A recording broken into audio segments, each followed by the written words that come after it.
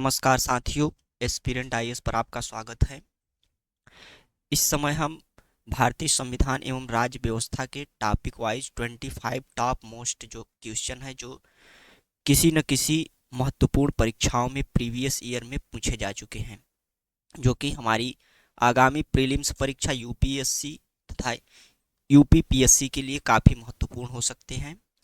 जिसमें अभी तक हमने भारतीय संविधान एवं राज्य व्यवस्था का पहला चैप्टर जो संविधान का निर्माण और उसकी विशेषताओं से संबंधित है, बेसिकली वह पूरा जो टॉपिक था वह भारतीय संविधान सभा से संबंधित था। उससे टॉप मोस्ट जो है 25 क्वेश्चन हमने देखे। यदि आपने उस वीडियो को नहीं देखा है तो उसका लिंक डिस्क्रिप्शन में रहेगा, आप उसे अवश्य देखें। इसी सीरीज को जो है हम आगे बढ़ाते हुए आज हम अपने अगले चैप्टर भारतीय संविधान एवं राज्य व्यवस्था के संविधान की प्रस्तावना, जो कि महत्वपूर्ण चैप्टर है, इससे लगातार परीक्षाओं में प्रश्न आते रहे हैं। तो इस चैप्टर से जो 25 महत्वपूर्ण प्रश्न हैं उनको देखते हैं और उनको देखने के बाद उनका एक एक्सप्लेनेशन भी हम साथ में करते जाएंगे।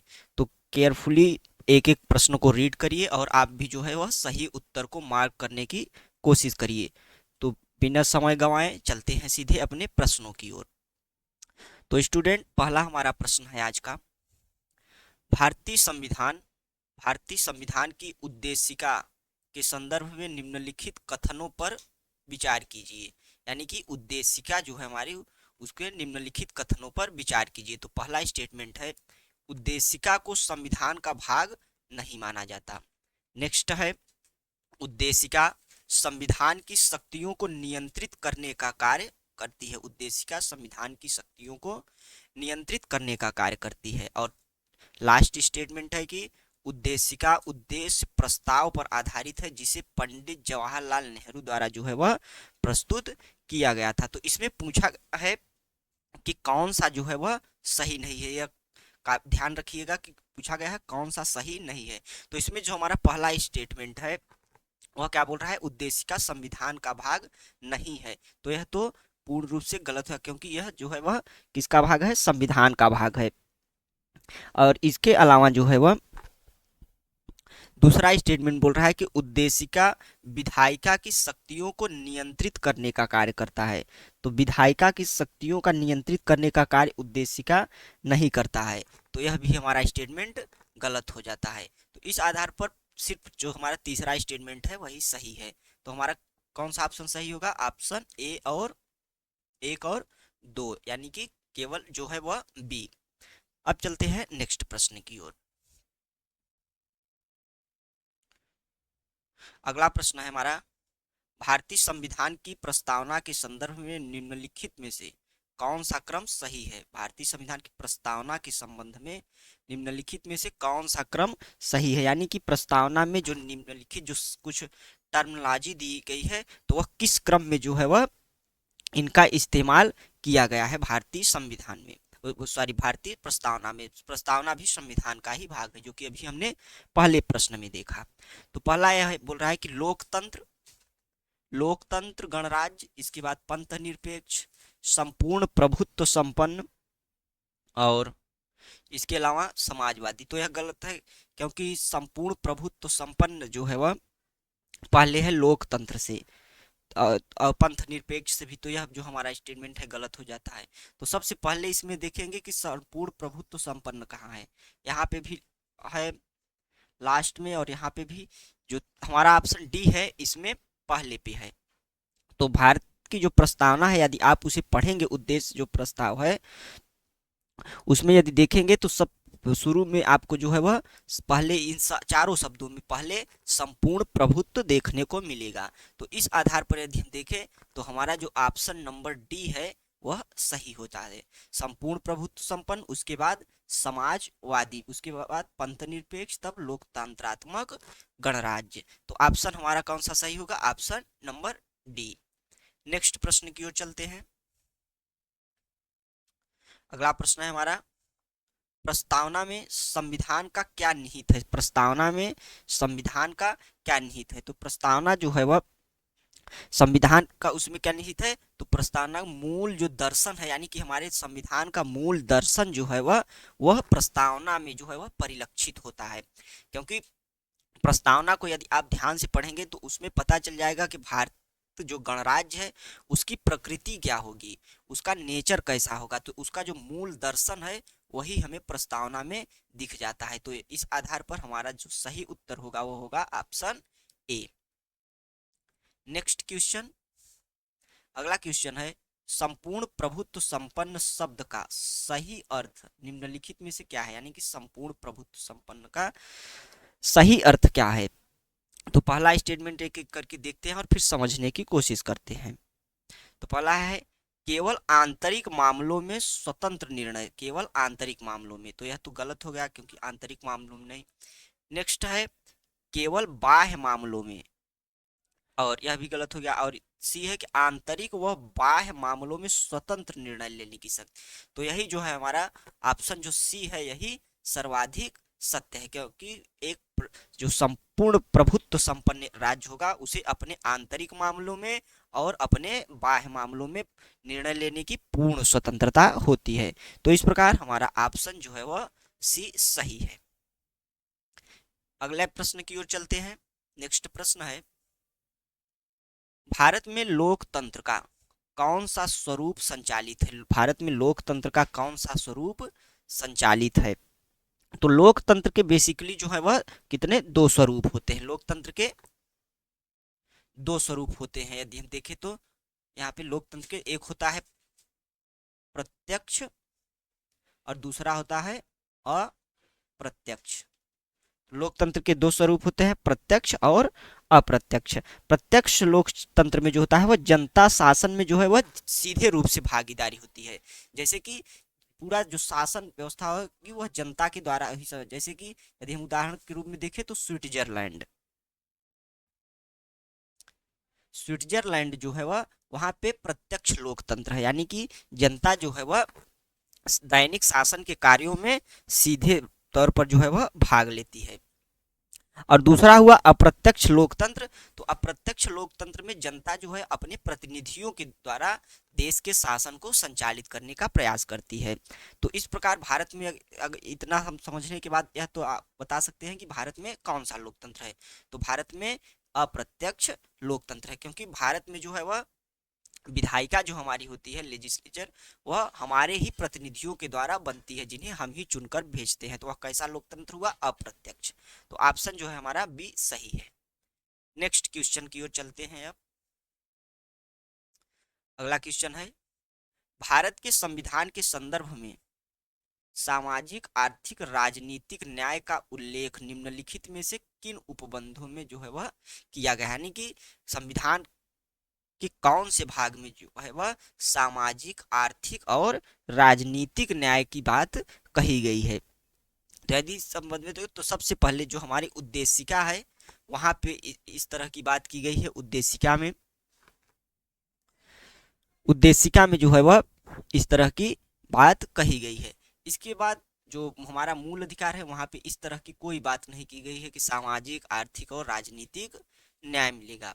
और नेक्स्ट जो है हमारा राज्य के नीति निर्देशक तत्व, यह भी जो हमारा है इसमें भी सामाजिक आर्थिक और राजनीतिक जो है वह न्याय की बात कही गई है। तो हमारा ए और एक और तीन जो है वह सही होंगे। तो इस आधार पर हमारा ऑप्शन बी करेक्ट होगा।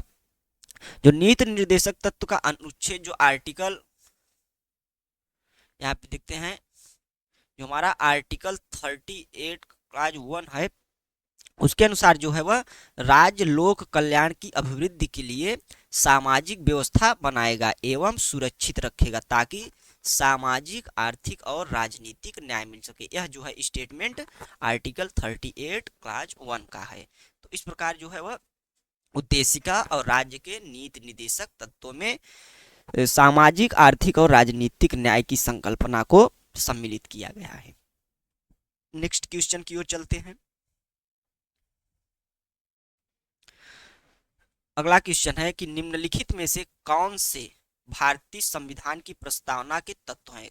कौन से जो निम्नलिखित में से सब स्टेटमेंट है वह भारतीय संविधान की प्रस्तावना के तत्व हैं। तो देखते हैं, तो पहला है संविधान के अधिकार का स्रोत। संविधान के अधिकार का स्रोत, तो संविधान के अधिकार का स्रोत से हमारा तात्पर्य है कि जैसे कि इस अधिकार का यानी कि जो संविधान है उसका स्रोत क्या होगा। तो यदि हम शुरू में पढ़ते हैं तो क्या लिखा रहता है, हम भारत के लोग, यानी कि भारत के जो लोग हैं वही संविधान के स्रोत हैं।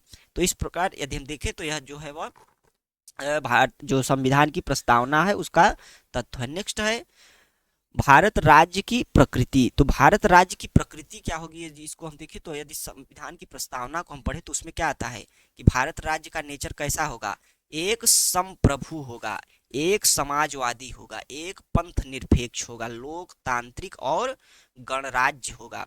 तो इस प्रकार जो है वह राज्य की प्रकृति कहाँ पे उसके तत्व हमें देखने को मिलते हैं, प्रस्तावना में उसके तत्व देखने को मिलते हैं। तो यह भी जो हमारा स्टेटमेंट है वह प्रस्तावना का तत्व है। नेक्स्ट है कि संविधान के उद्देश्य। तो संविधान का उद्देश्य जो है वह भी हमें इस जो है वह प्रस्तावना में देखने को मिलता है। तो हमारे संविधान का उद्देश्य क्या होगा, तो वह क्या बताता है प्रस्तावना, न्याय होगा, स्वतंत्रता होगा, समानता होगा, बंधुत्व होगा। तो यह क्या है हमारे संविधान का उद्देश्य, जो कि हमारे कहाँ पे है, प्रस्तावना में देखने को मिलता है। तो यह भी जो है तत्व प्रस्तावना में मिल जाएगा। नेक्स्ट है कि संविधान लागू होने की तिथि। तो संविधान लागू होने की जो तिथि है वह भी प्रस्तावना में बताई गई है। तो संविधान लागू की तिथि का भी उल्लेख प्रस्तावना में है। तो इस प्रकार यह चारों जो एलिमेंट है वो हमारे प्रस्तावना में है। तो ऑप्शन नंबर जो हमारा डी है वह सही होगा। नेक्स्ट क्वेश्चन की ओर चलते हैं। अगला क्वेश्चन है भारतीय संविधान की प्रस्तावना में निम्नलिखित में से किन स्वतंत्रताओं का उल्लेख किया गया है, यानी कि प्रस्तावना में कौन कौन सी जो है वह स्वतंत्रता दी गई है। तो धर्म की स्वतंत्रता, यदि धर्म की स्वतंत्रता हम देखें तो हमारी जो प्रस्तावना है उसमें धर्म की स्वतंत्रता की बात की गई है, यानी कि पंथ निरपेक्ष की बात की गई है। नेक्स्ट है आर्थिक स्वतंत्रता। तो आर्थिक स्वतंत्रता का जिक्र हमारे संविधान की जो प्रस्तावना है उसमें नहीं है। इसके अलावा अवसर की स्वतंत्रता, यह भी प्रस्तावना में नहीं है क्योंकि यह सब फंडामेंटल राइट के अधीन आ जाते हैं। इसके अलावा राजनीतिक स्वतंत्रता, इसका भी जिक्र नहीं है। और विचार की स्वतंत्रता, तो विचार की जो स्वतंत्रता है इसका उल्लेख जो है वह प्रस्तावना में किया गया है। तो इस प्रकार हम देखते हैं कि 1 और 5 जो होगा वो हमारा सही उत्तर होगा। तो ऑप्शन नंबर सी हमारा सही उत्तर है। नेक्स्ट क्वेश्चन की ओर चलते हैं।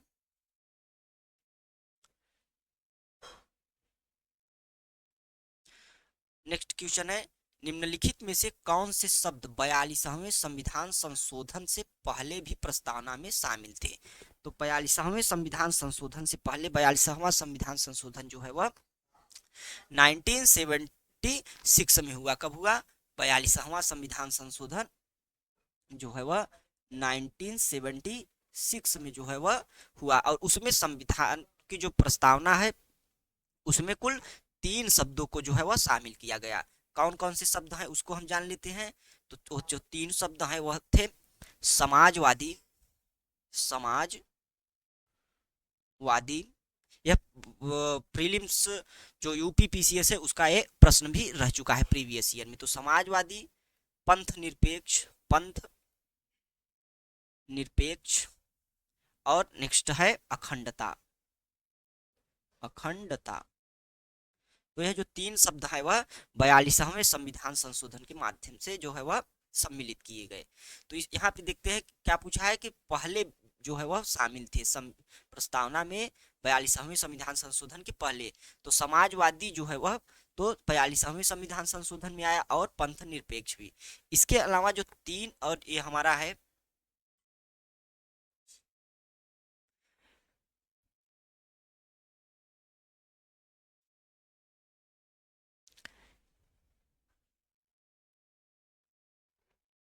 हमारा जो यहाँ पे ऑप्शन यदि हम देखें तो एकता और लोकतंत्रात्मकता। जो लोकतंत्रात्मक है यह हमारे 42वें संविधान संशोधन से जो है वह पहले संविधान संशोधन से पहले शामिल थे। तो यदि इस आधार पर देखें तो यहाँ पे सही ऑप्शन नहीं दिया गया है, 2 और 3 कहीं पे दिया ही नहीं है, तो इसको हम 2 और 4 दिया ही नहीं है, 2 और 4 दिया है, 3 और हाँ सॉरी 3 और 4 होना चाहिए, तो इसको हम 3 बना देते हैं, क्योंकि हमारा सही ऑप्शन जो होगा वह 3 होगा। यही देख के हम थोड़ा कंफ्यूज हुए कि यहाँ पे तो ऑप्शन ही नहीं है, तो ऑप्शन जो होगा वह 3 और 4 होगा, तो इसका सही उत्तर यदि हम देखें तो ऑप्शन जो है हमारा सी होगा। नेक्स्ट क्वेश्चन की ओर चलते हैं। अगला क्वेश्चन है, निम्नलिखित को संविधान प्रस्तावना में अंतर्लिखित क्रम अनुसार व्यवस्थित कीजिए, यानी कि संविधान की जो प्रस्तावना उसमें क्रम अनुसार ये जो शब्द है उनको व्यवस्थित कीजिए। तो सबसे पहले क्या आता है, तो यदि इसमें हम देखें सबसे पहले यदि देखा जाए तो उसमें क्या होता है, तो संविधान की जो प्रस्तावना है, तो यदि इन चारों शब्दों में हम देखें तो हमें सबसे पहले देखने को मिल जाता है न्याय। क्या देखने को मिल जाता है, न्याय जो है हमें सबसे पहले देखने को मिलता है।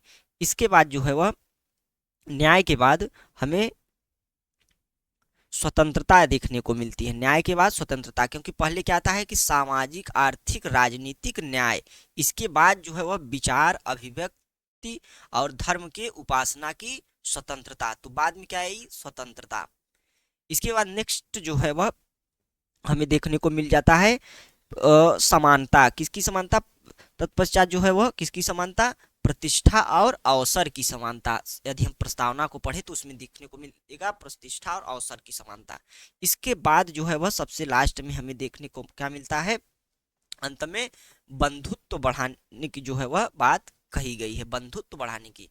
तो सबसे पहले क्या होगा, हम यहाँ पे सबसे पहले 4 होगा, तो 4 सबसे पहले सी में है और इसमें तो, और 4 के बाद 2, तो यहाँ पे हमारा ऑप्शन जो है वह बी सही हो जाएगा। सबसे पहले न्याय, फिर स्वतंत्रता, फिर समानता, फिर बंधुत्व, तो ऑप्शन बी हमारा सही है। नेक्स्ट क्वेश्चन की ओर चलते हैं।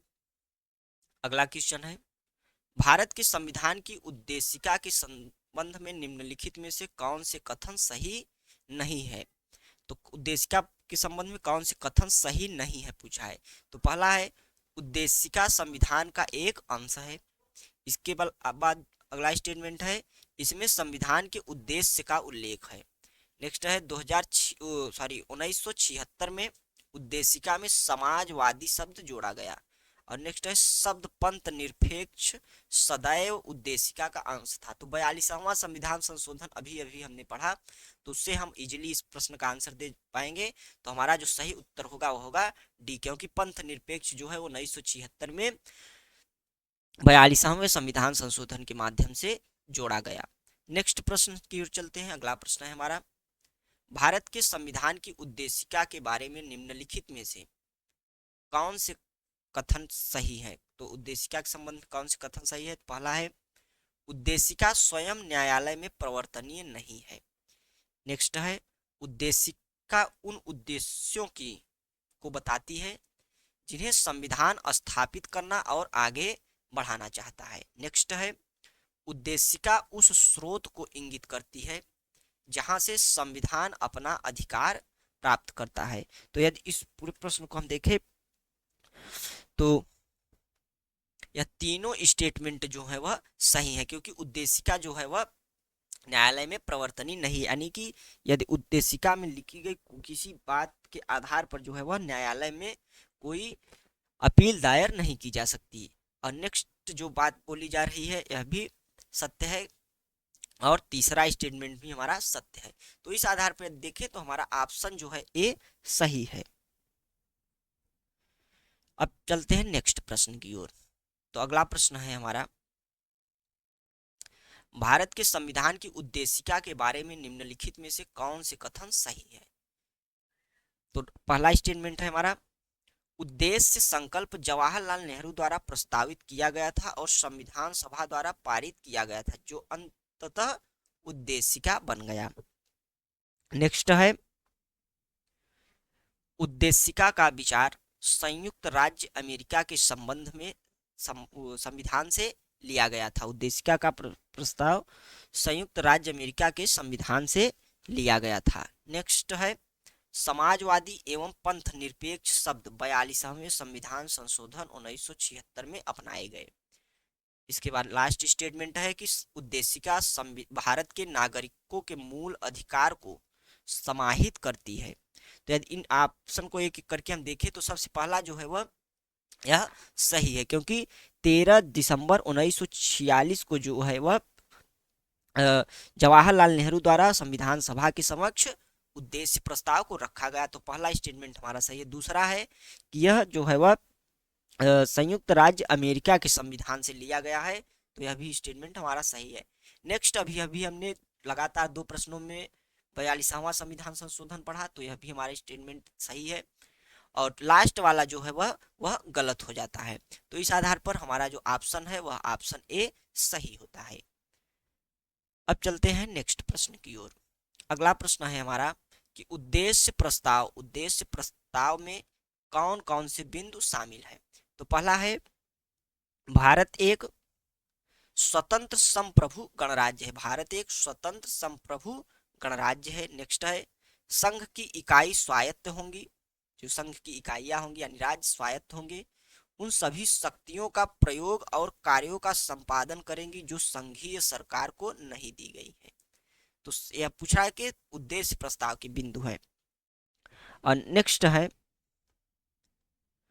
संप्रभु और स्वतंत्र भारत तथा उसके संविधान की जो समस्त शक्तियां और सत्ता का स्रोत जो होगा वह कौन होगा, जनता होगी। नेक्स्ट है अल्पसंख्यकों, जनजातियों, दलित व अन्य पिछड़े वर्ग को सामाजिक सुरक्षा दी जाएगी। तो इन सभी प्रश्नों को देखें तो इनके जो हमें बिंदु हैं, उनके जो तत्व है वह हमें उद्देश्य प्रस्ताव में सभी के बिंदु देखने को मिल जाते हैं।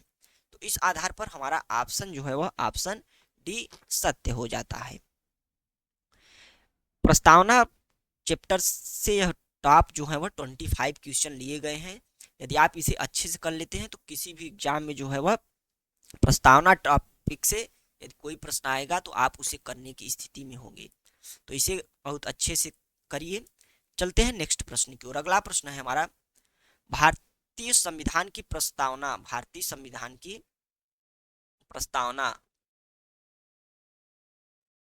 में उल्लेख है। प्रस्तावना में उल्लेख है।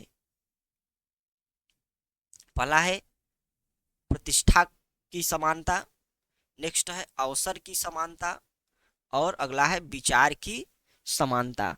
तो यह जो हम देखते हैं कि संविधान की जो प्रस्तावना है उसमें उल्लेखित है, तो कौन सा उसमें जो है उल्लेखित है,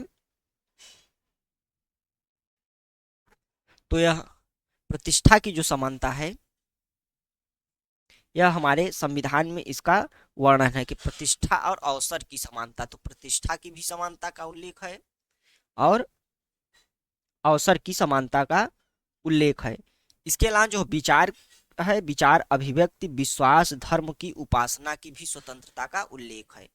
तो इस प्रकार यदि हम देखें तो हमारा जो ऑप्शन डी है वह सही हो जाता है।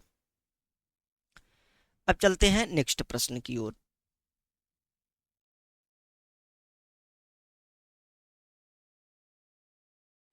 नेक्स्ट प्रश्न की ओर चलते हैं स्टूडेंट।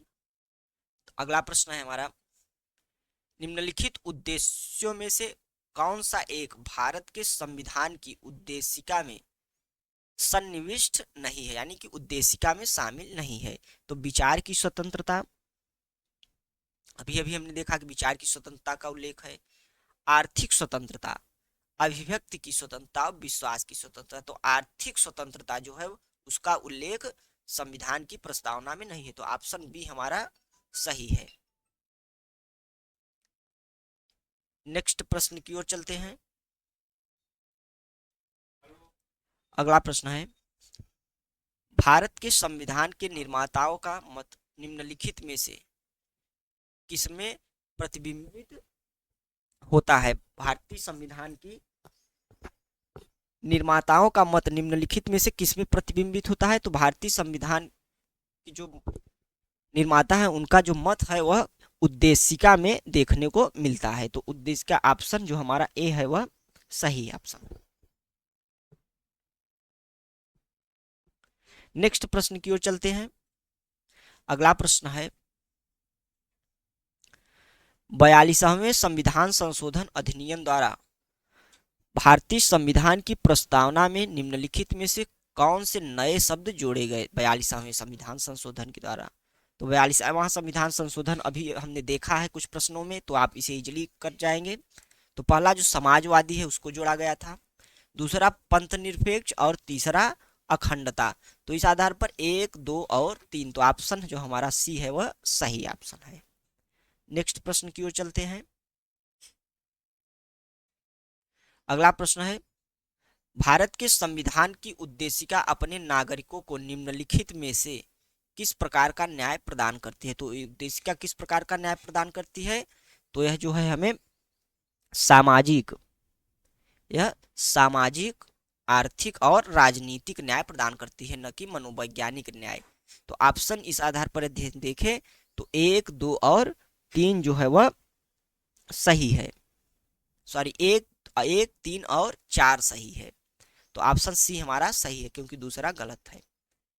नेक्स्ट क्वेश्चन, अगला क्वेश्चन है हमारा कि भारतीय संविधान की प्रस्तावना संशोधित संस्करण है, संशोधित जो है वह संस्करण है। तो यह किसका संशोधित संस्करण है भारतीय संविधान की प्रस्तावना, तो जो उद्देश्य प्रस्ताव प्रस्तुत किया गया था 13 दिसंबर 1946 को जवाहरलाल नेहरू द्वारा, तो उसी का जो है वह संशोधित संस्करण है। तो ऑप्शन सी हमारा सही है।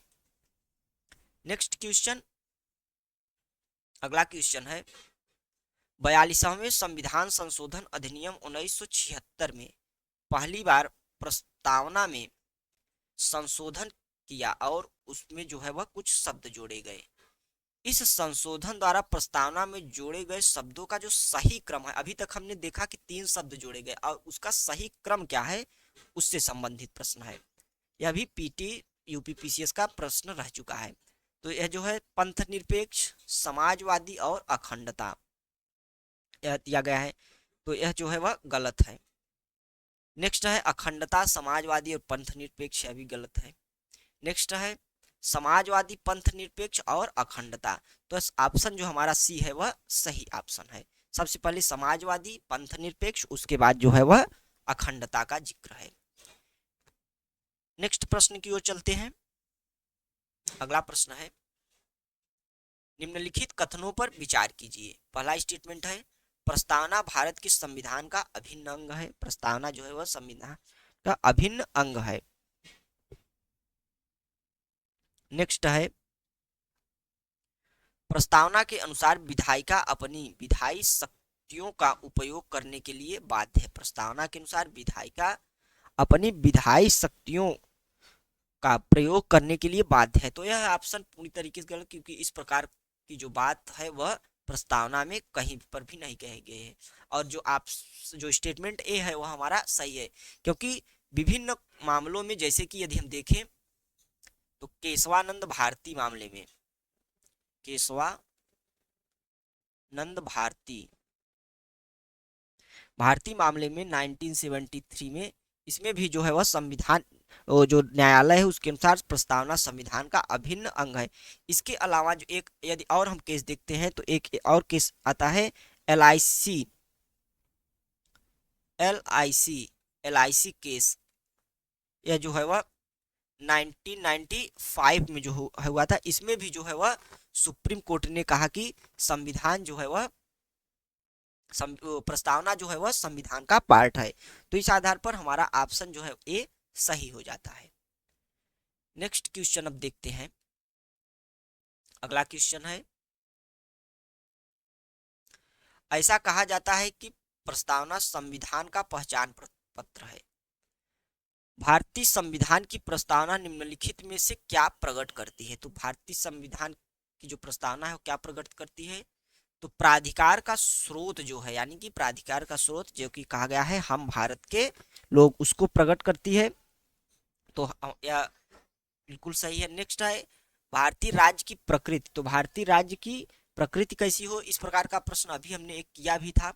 तो भारतीय राज्य की प्रकृति कैसी हो, तो उसको हमने देखा था कि जैसे संपूर्ण प्रभुत्व संपन्न, समाजवादी, पंथ निरपेक्ष, लोकतंत्रात्मक गणराज्य। तो इस यह जो है भारतीय राज्य की प्रकृति होगी। इसके अलावा उद्देश्य भारतीय संविधान का क्या होगा, तो उसको भी जो है वह संविधान की प्रस्तावना जो है प्रकट करती है। इसके अलावा अंगीकार करने की तिथि भी जो है वह 26 नवंबर 1949 उसमें दर्ज है।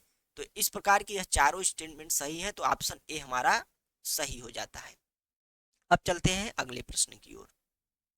नेक्स्ट प्रश्न है, भारतीय संविधान की प्रस्तावना के संदर्भ में निम्नलिखित कथनों पर विचार कीजिए। पहला है, यह संविधान सभा द्वारा अंगीकार किए गए उद्देश्य प्रस्ताव पर आधारित है।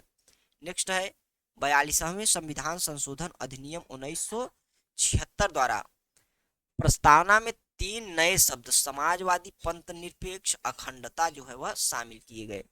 तो यह प्रश्न काफी इजी है हमारे लिए, क्योंकि अभी तक अब देखते हैं कि अभी तक जो है हमने जितने भी प्रश्न देखे तो उसमें लगभग जो हमारा प्रस्तावना से संबंधित कॉन्सेप्ट है वह क्लियर हो चुका है।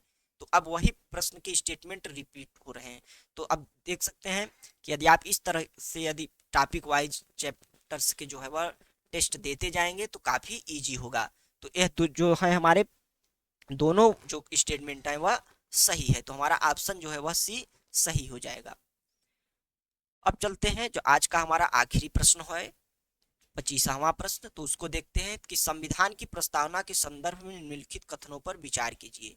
तो पहला है, भारतीय संविधान पंथ निरपेक्षता की सकारात्मक अवधारणा का मूर्त रूप है। अब देखिए नया शब्द है, पंथ निरपेक्षता की सकारात्मकता। नेक्स्ट है कि भारतीय संविधान लोकतांत्रिक और साम्यवादी दोनों प्रकार के समाजवाद का प्रावधान जो है वह करता है। तो यदि इसमें देखें तो भारत जो है वह साम्यवादी शब्द का कहीं पे भी जिक्र नहीं है, तो यह तो हमारा गलत हो जाता है। नेक्स्ट है कि पंथ निरपेक्षता की सकारात्मकता। तो पंथ निरपेक्षता भी जो है वह 2 प्रकार की होती है, एक सकारात्मक और एक नकारात्मक। जैसे यदि हम फ्रांस की पंथ निरपेक्षता की बात करें तो वह पूरी तरीके से नकारात्मक, क्योंकि वह धर्म से जो है वह किसी भी पंथ से वह जो है वह पूरी तरीके से अपने आप को अलग करके रखता है। जबकि भारत में ऐसा नहीं है। भारत विभिन्न धार्मिक क्रियाकलापों की व्यवस्था बनाए रखने के लिए पुलिस व्यवस्था, सुरक्षा व्यवस्था इत्यादि की का जो है वह प्रबंध करता है। तो यह क्या हो गई, यह सकारात्मकता हो गई। तो इस प्रकार से ऑप्शन जो हमारा यह है यह सही होगा। तो ऑप्शन नंबर जो ए है वह सही होगा। तो इस प्रकार आज का जो हमारा यह टेस्ट था वह समाप्त होता है। आशा करता हूं कि यह सभी जो प्रश्न है आपको एग्जाम में काफी हेल्प करेंगे और प्रस्तावना टॉपिक की जो एक बेसिक समझ है इसको जो है वह मजबूत करने की कोशिश करेंगे। तो यदि वीडियो पसंद आया हो तो हमारे जो वीडियो है उसको लाइक करें और चैनल को सब्सक्राइब करें, तथा जो है वह अपने मित्रों को ज़्यादा से ज़्यादा शेयर करें ताकि हमें भी कुछ सपोर्ट मिल सके और इसी प्रकार के जो टॉपिक हैं आपके सामने हम लगातार पहुंचाने की कोशिश करते रहें। तो मिलते हैं नेक्स्ट टॉपिक के साथ, तब तक के लिए नमस्कार, जय हिंद।